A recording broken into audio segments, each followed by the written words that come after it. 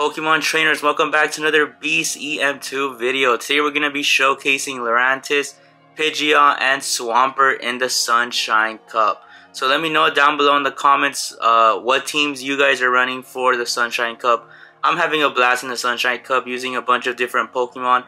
And Lurantis, I've been using Lurantis in the regular Great League in the past. And it's a really fun Pokemon to use. You don't really see it as much. So I decided to run it in the Sunshine Cup. So let's go ahead and get into the commentary so you guys could see how I'm battling and how I'm thinking throughout the games and stuff. So right here with the superpower, I decided to just throw this one simply because I don't think my opponent is gonna anticipate it, and they didn't, and the Galarian Stunfisk went down. And then Noctowl comes in here, and now we're gonna go ahead and go in with the Pidgeot.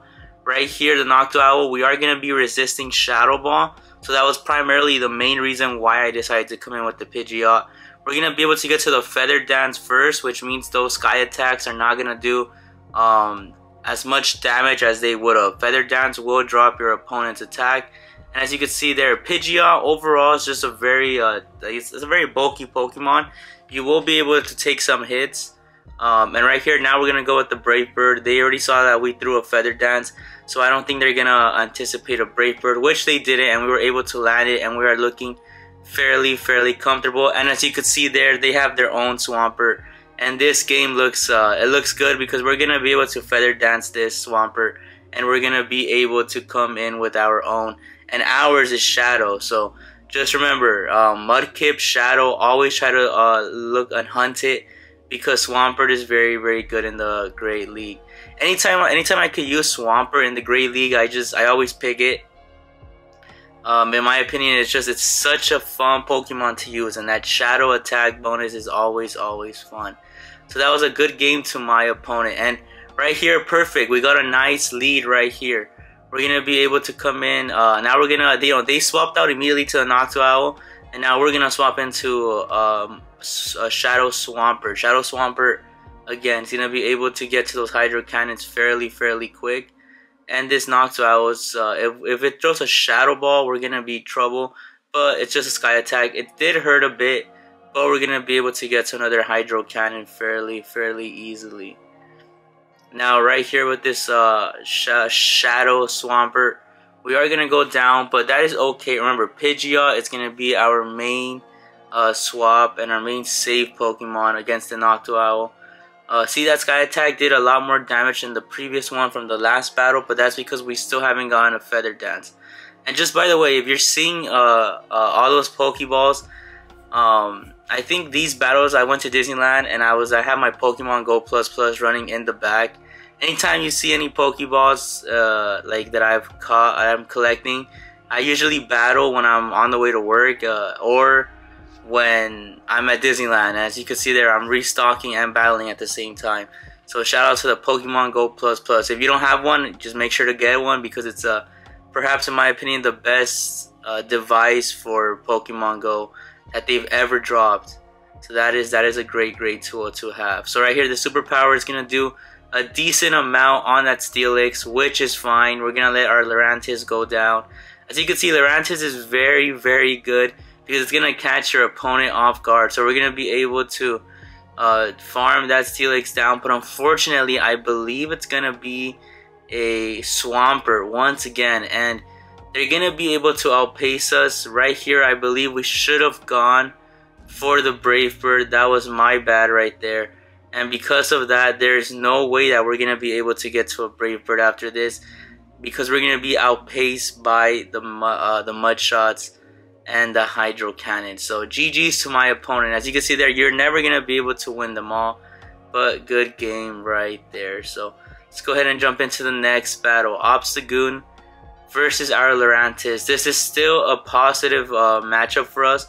Lurantis right there. We're gonna go ahead and try to go straight superpower. We're either gonna get the shield or we're gonna do a lot of damage. We do pick up the shield, and now we're gonna swap in to our Pidgeot right here. If it's obstruct, it's not gonna do much, as you can see there.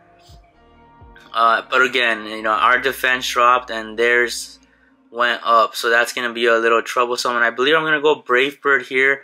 It does land, which is awesome right there. Electro's gonna come in here, and we could have done Brave Bird, but I decided that that I do want to lower their attack because I'm either going to bring in the Lurantis or the Swampert. Ideally, the Swampert is kind of, I mean, it's good, but they are grass type, so they could one-shot us. So we're going to bring in the Lurantis. Lurantis right here is going to soak up the first wild charge, and then we're going to swap. And right here, I believe we do shield to prevent, we will resist that, but we want to prevent a lot of damage being done to us. Right here, we are going to invest both of our shields. We have a lot of energy. We don't want to get surprised by any grass type move by that electrode. And now Obstagoon's going to be able to come in here. Again, if it's Obstruct, it shouldn't do too much. And it is Obstruct right there. And we're going to go for the farm down, which is perfect for us because we're going to have loaded energy for whatever they decide to throw at us. Now they're going to be throwing a Talon Flame. This looks very, very good for us. A Shadow Swampert, extra damage. We missed a couple bubbles there, but we were able to land it. And as you could see there, they do get to a charge move, but I don't think it's going to be Brave Bird.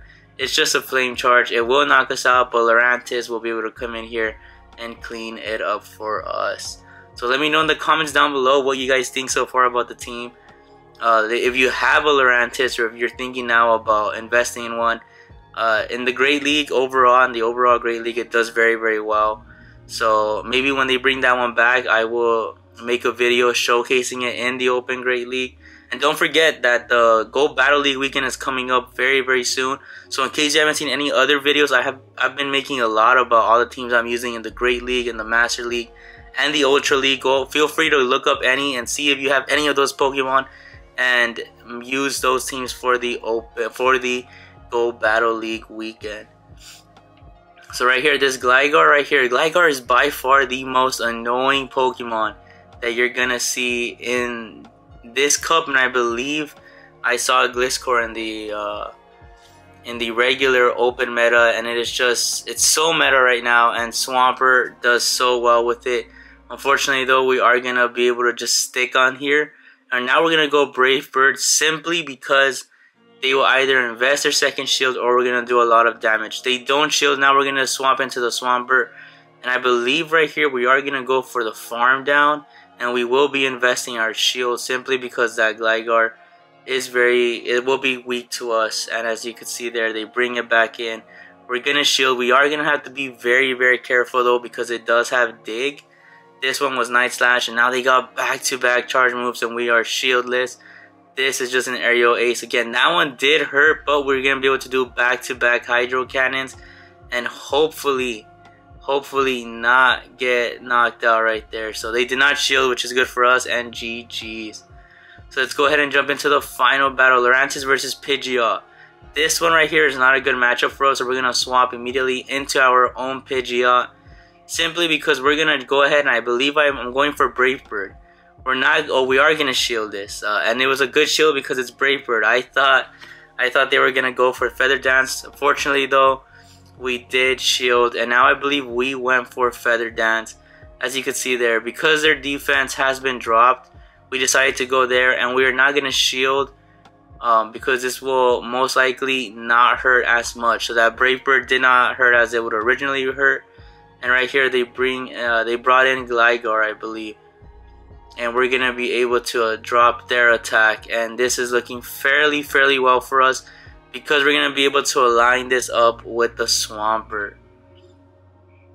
So right here, as you could see, Gligar is gonna throw a move. This is good for us because they wasted energy right here. Now we're gonna be able to come in here with our Swampert and do a bunch of damage. As you can see there, they did beat us, and I believe we are going to not shield.